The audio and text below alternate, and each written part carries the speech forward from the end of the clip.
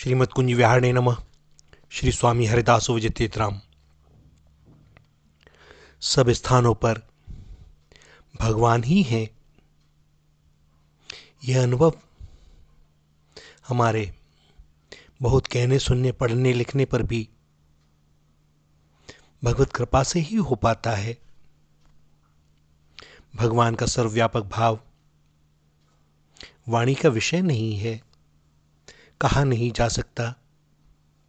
हम कितने ही दृष्टांत क्यों ना दे लें, कोई भी दृष्टांत ऐसा ना ही है जो भगवान की पूर्ण रूप से सर्वव्यापकता की समानता रखता हो, क्योंकि उनके जैसा तो कोई अन्य पदार्थ है ही नहीं।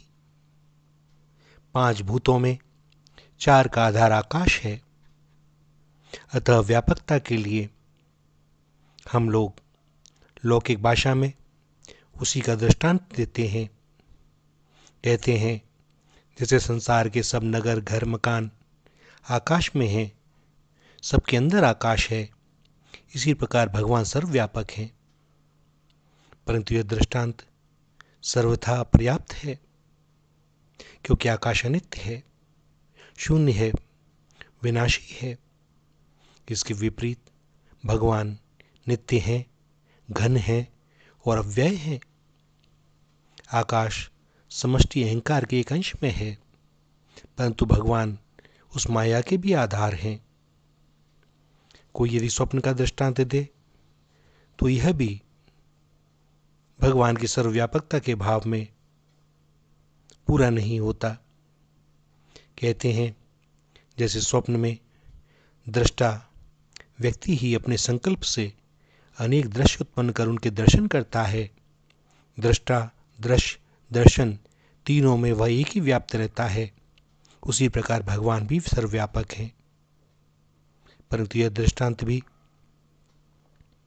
अधूरा, क्योंकि स्वप्न दृष्टा व्यक्ति स्वप्न में स्वप्न की सृष्टि को कल्पित नहीं जानता। वह चेतन होने पर भी वह ज्ञानी ही होता है। वह उस स्वप्न के दृश्यों को देखकर मोहित होता है, भयभीत होता है, प्रसन्न होता है, नाना प्रकार के भाव विकारों से ग्रस्त होता है। परंतु भगवान किसी भी काल में विकारी नहीं होते। वास्तव में भगवान में काल की भी कल्पना नहीं है, क्योंकि वे शुद्ध और कालातीत हैं। भैया, काल का प्रभाव तो माया तक ही सीमित है। इसी प्रकार जितने भी दृष्टांत हैं वे सभी केवल भगवान का लक्ष्य कराने वाले हैं। वास्तव में भगवान को छोड़कर जब अन्य कोई वस्तु है ही नहीं, तब उनके सर्वव्यापक भाव भी कैसे कहा जा सकता है। सर्व कोई पृथक वस्तु हो तो वे सर्व में व्यापक हो सकते हैं। वह तो ज्ञान स्वरूप, सत्स्वरूप, परम आनंद स्वरूप पूर्ण ब्रह्म भगवान है। इन भगवान का ज्ञान भी भगवान में ही है।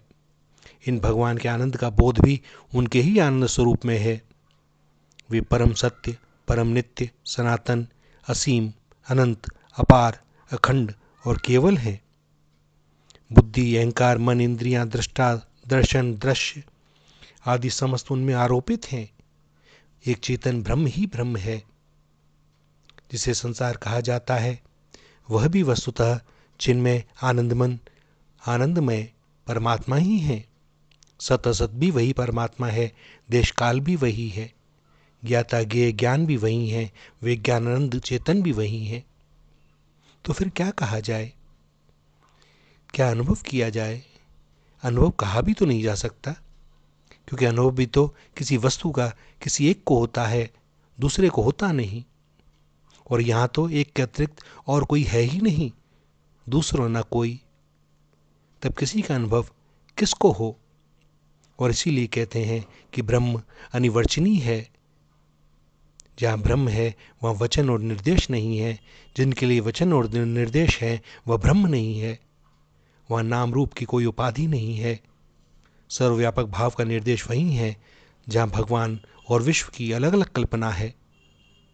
फिर चाहे वह विश्व भगवान की अभिव्यक्ति हो, और वास्तव में है भी ऐसा ही।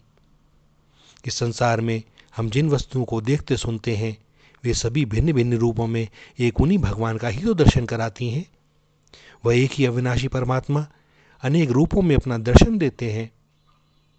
हमारी आंखों पर अज्ञान का जो पर्दा पड़ा हुआ है, इसीलिए हम उन्हें देखते हुए भी नहीं देख पाते। स्वर्ण के भांति भांति के हजारों आभूषण हों, किंतु उन सब में है तो सोना ही।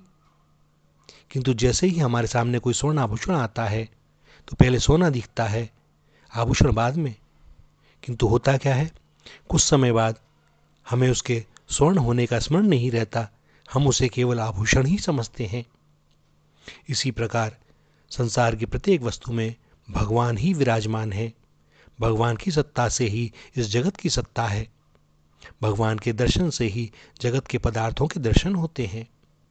भगवान के जैसा और प्रत्यक्ष कोई है नहीं। हमारी आंखों में भी वे ही हैं, देखते भी वे ही हैं, देखने की वस्तु भी वे ही हैं।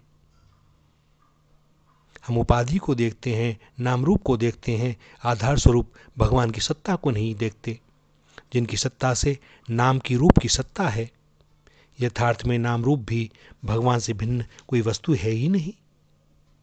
आकाश, वायु, अग्नि, जल, पृथ्वी, सूर्य, चंद्र, नक्षत्र, पशु, पक्षी, प्राणी, दिशाएं, लता, वृक्ष, नदी, समुद्र और जो भी कुछ स्थावर जंगम संसार में दिखाई देता है, वह सब भगवान ही तो हैं। इसलिए इन सब को भगवान का समझकर अनन्य भाव से ही प्रणाम करना चाहिए। और जब इस प्रकार का हमारे चित्त में, हृदय में निश्चय दृढ़ हो जाता है, तो भैया अब सारे विश्व में हम विश्वात्मा का दर्शन कर सकते हैं। और यह केवल मात्र भावना नहीं है, यही सत्य है। जब माया के कारण परमात्मा से भिन्न भासने वाले जगत की आरोपित वस्तुओं में सत्यता प्रतीत होती है, तब सत्य में सत्य का आरोप तो सत्य ही दिखना चाहिए ना। अवश्य ही इसके लिए शुद्ध अंतःकरण की आवश्यकता होती है, और शुद्ध अंतःकरण के लिए अभ्यास की। हमारा अभ्यास दृढ़ हो जाए तो सब में रमण करने वाले भगवान की सर्वव्यापक एक रस नित्य दिव्य छवि भगवान के प्रत्येक पत्र, पुष्प और कली में प्रत्यक्ष दिखाई देने लगेगी। पत्र, पुष्प और कलियों में ही नहीं, वाटिका की सुहावनी भूमि के प्रत्येक कण में,